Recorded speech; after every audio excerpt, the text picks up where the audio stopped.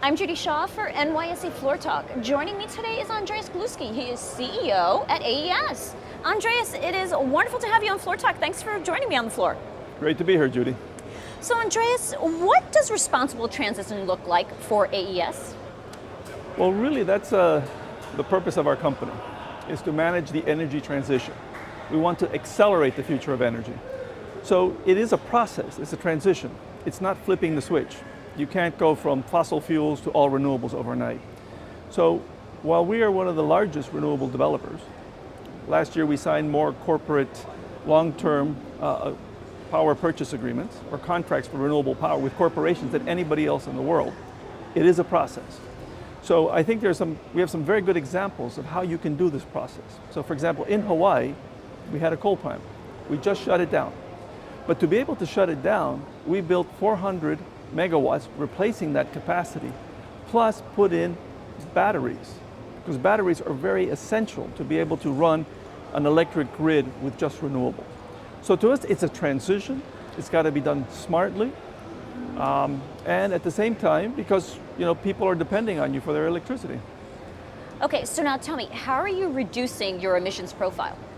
Well, we're reducing our emissions profile by two ways. First, we're shutting down or converting coal plants to gas. At the same time, we're building a tremendous amount of renewables. So to give you an idea, we have our total fleet is about 31, 32 gigawatts. We have a backlog of renewables of 10 gigawatts. So those will be built in the next 2 years. So it gives you an idea of how fast this switch is occurring. But again, it has to be done in a planned and responsible manner.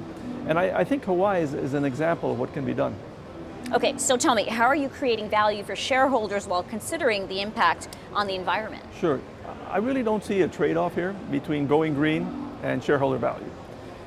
We are the best performing stock in the utilities index, whether you measure it for 5 years, 3 years, 1 year.